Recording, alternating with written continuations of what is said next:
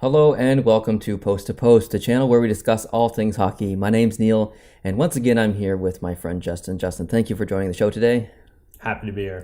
Cool. So we had another video planned. We were going to talk about what team or teams really have the best chance of coming out of the West, but you know what? Some interesting news broke this morning. Claude Julien. Do you say Claude or Claude? Claude. Claude. Okay, I say Claude, so I'll just say Claude for this video. So Claude Julien got fired by the Boston Bruins. And that is, I wouldn't say a shock to a lot of people, but maybe more so the timing, because Boston, I think they've won 3 of their last 4 games.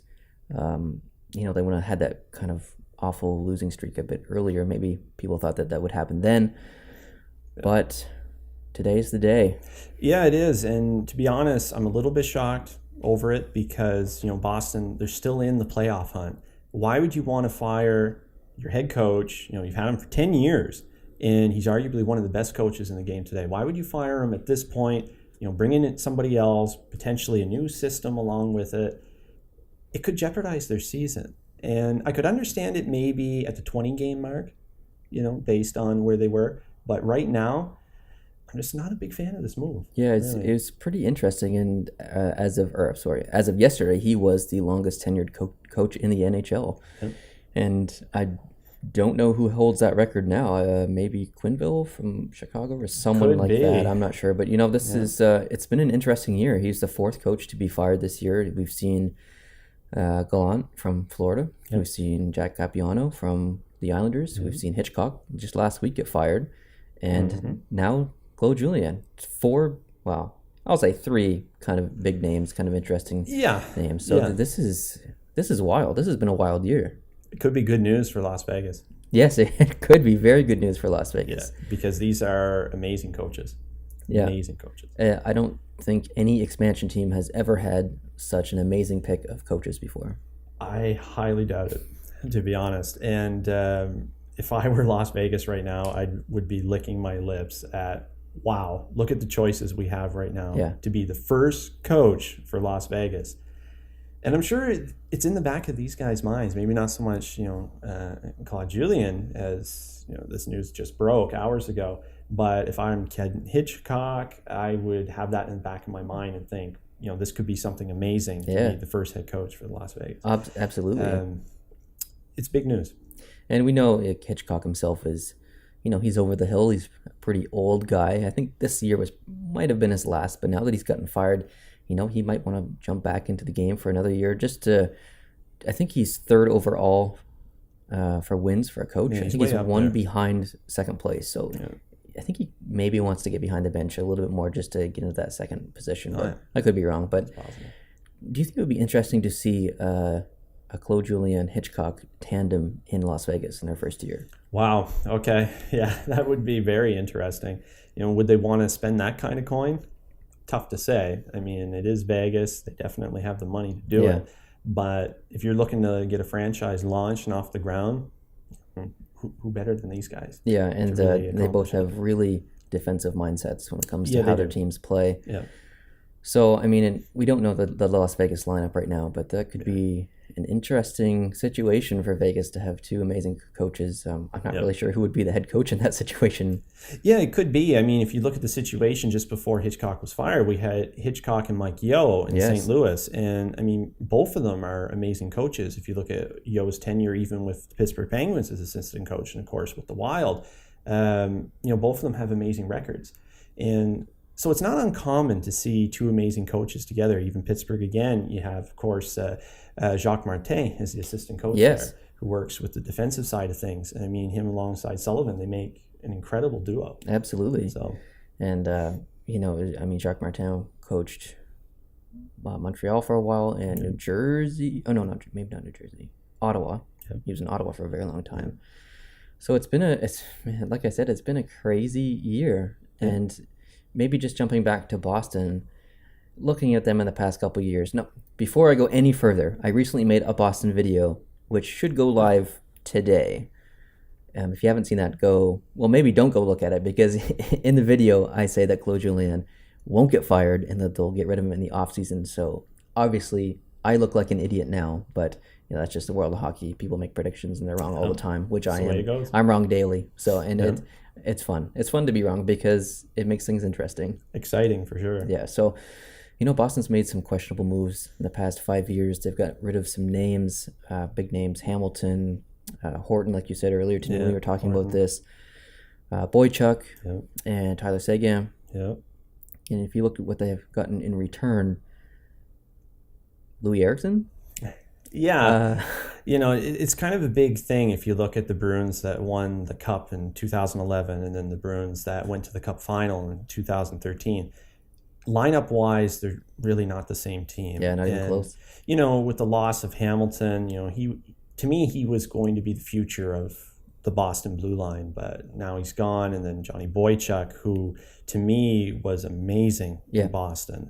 And his loss was a big impact on that team. Yeah, absolutely. And then we have Zdeno Chara, who plays like he's 65.